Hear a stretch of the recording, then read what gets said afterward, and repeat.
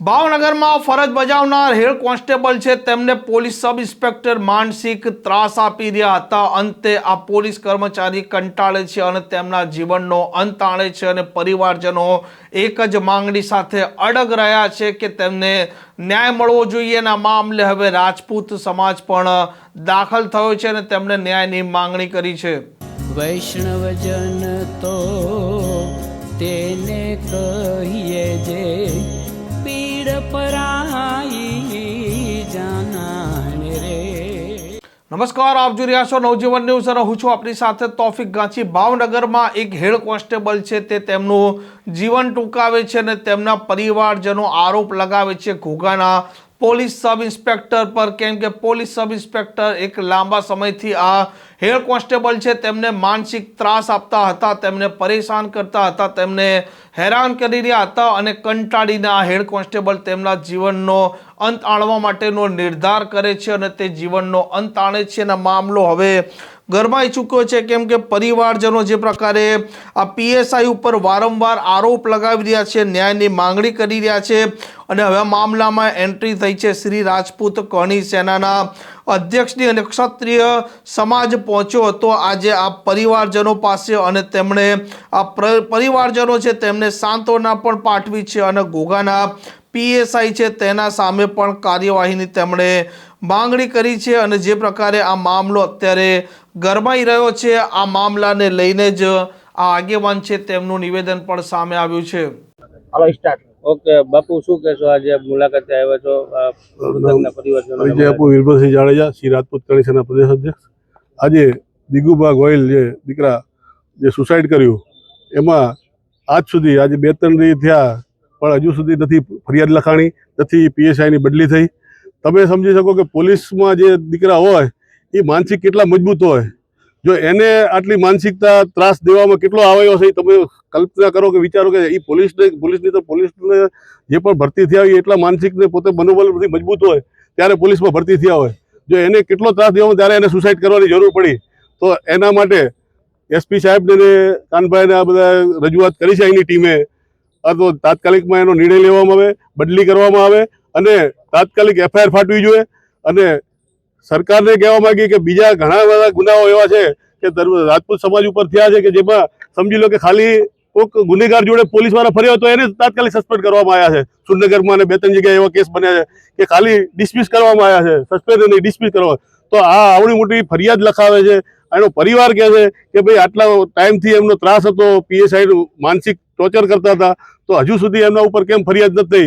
તો વહેલી તકે એના ઉપર એફઆઈઆર થાય અને બદલી થાય। જો નહીં થાય, સસ્પેન્ડ થાય અને નહીં થાય તો આગળના દિવસોમાં આનાથી પણ ઉગ્ર આંદોલન કરવામાં આવશે। બાપુ, કરણી સેનાની રજૂઆત છે, એવું કહેવામાં આવે છે કે આંદોલન પણ કરવામાં આવશે। આગામી દિવસોમાં કરણી સેના શું રોલ રહેશે? જો આગામી દિવસોમાં અત્યારે સાહેબે 72 કલાકનો અલ્ટિમેટમમાં ટાઈમ આપ્યો કે અમે બદલી કરશું અને તમને કાયદાકીય જે પણ હશે કાયદાની રીતમાં ન્યાય આપશું। જો આગળના ટાઈમમાં ન્યાય નહીં આપે તો આગળ અમે રણનીતિ આગળની રજૂ કરશું 72 કલાક પછી શું કરવું। બાપુ, વાત કરવામાં આવે તો 24 કલાકની અંદર 3 પોલીસ કર્મચારીના જે મૃત્યુ થયેલા હતા, આની પાછળનું કારણ શું હોઈ શકે? 24 કલાકમાં 3 કર્મચારીઓએ આપઘાત કર્યો છે ગુજરાત પોલીસને, એ બાબતે શું કહેશો તમે? આ રીતનું કંઈક ને ક્યાંક કોઈકનો માનસિક ત્રાસ હોય, અધિકારીનો હોય, કોઈ બીજી રીતે જે પણ સમજી લો કે ઘણી જગ્યાએ એવું હોય કે અમુક ટાર્ગેટ દેવામાં આવે। હવે પોતાનું સ્વાભિમાન મૂકીને કોઈ ટાર્ગેટ પૂરો ના કરી શકતા હોય એટલે આ વસ્તુ થાય છે। જેને સ્વાભિમાન નથી ને ગમે એ કરવું હોય ને એને કોઈ તકલીફ નથી, પણ સ્વાભિમાનથી જીવવું હોય ને પોલીસમાં રહેવું હોય તો બધી ઘણી તકલીફો થતી હોય, એના હિસાબે ઘણા આવી રીતના આપઘાત કરતા હોય છે।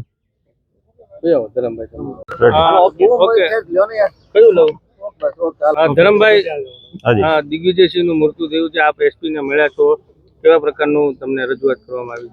અમે રજૂઆત કરી કે કાલે પરિવાર મળ્યો હતો અને સાહેબે એવું કીધું હતું કે લેખિતમાં રજૂઆત કરો, મારી સુધી લેખિતમાં જે વાત આવશે એટલે એ વાત ઉપર હું 100% ધ્યાન દઈશ। આજે અમે મળ્યા છીએ, હું કૃષ્ણદેવભાઈ કરણી સેનાના પ્રમુખ અને અમે બંને ગયા હતા અને આજે બેઠા અમે અરજી આપી અને સાહેબને કીધું છે, સાહેબના ધ્યાને બીજા કેટલા પુરાવા સાથેની ઘણી રજૂઆત થઈ છે કે ક્યાં શું ભૂલ થઈ છે અને સાહેબે કીધું છે કે આ બધું સંજ્ઞાન લેવામાં આવશે અને 100% આની ઉપર બને ત્યાં સુધી જેટલું ઝડપીમાં ઝડપી થઈ શકશે એટલા પગલાં લેવાની કોશિશ કરશે. ધરમભાઈ, બીજી વાત એવી પણ છે કે એમના પિતાએ એવું કહ્યું છે કે એમની ગાડી, લેપટોપ ને મોબાઈલ ને એવું છે, હજી સુધી એમને પરત કરવામાં નથી આવ્યું. એ બાબતે આપણે એસપી ને ધ્યાન દોર્યું છે? ધ્યાન 100% દોર્યું. અમને તો ક્યાંક શંકાય હતી, એ અમે કીધું કે એમણે ક્યાંક ને ક્યાંક અમારા ધ્યાનમાં એવું છે, અમારા કાન સુધી વાત પહોંચી છે કે એમણે સુસાઇડ નોટ પણ લખી હતી. એ સુસાઇડ નોટ છે એ ત્યાં જ સ્થળ ઉપરથી કદાચ મૂળ તપાસ અધિકારી તે ગોસ્વામી છે, ગોસ્વામીની સામે તો એ બિચારા રંજાડીને પોતાને એની રંજાડથી તો એને સુસાઇડ કર્યું છે. હવે એ તપાસ અધિકારી તરીકે મુખ્ય જગ્યાએ પહોંચે તો એનો મતલબ એમ છે કે ત્યાં એની સાથે ચેડા થવાની શક્યતાઓ 100% જોડાયેલી છે. હવે એ તપાસનો વિષય છે, સાહેબ જોશે એવી વાત થઈ. આગામી સમયમાં શું સ્ટેન્ડ રહેશે તમારું? આગામી સમયમાં જેમ વીરભદ્રસિંહે કીધું એમ અમે અમારી રીતના બધી જ રીતના તૈયાર છીએ. અમે હંમેશા અમે તંત્ર અને સમાજ વચ્ચેનો એક સકારાત્મક સેતુ બન્યા છીએ અને આજે પણ અમારું એ જ કામ છે કે સંઘર્ષ વગર ને ઘર્ષણ વગર જે વાસ્તવિક વાત છે, જે પારદર્શક વાત છે એની ઉપર તંત્ર પોતાનું ધ્યાન દે અને જે કાયદાકીય પગલાં લેવાના છે એ લે તો અમારે કોઈ વિષય નથી. નકર દિવસ તો આજ કદાચ 3 ના 4 થાય એ બધી ગૌણ વસ્તુ છે, પણ પછી અમારી પાસે બધા જ દિવસો છે અને બધા જ દિવસોમાં અમે જે થતું હશે એ બધું જ કરશું. બાકી ન્યાય મેળવીને 100% જમશું.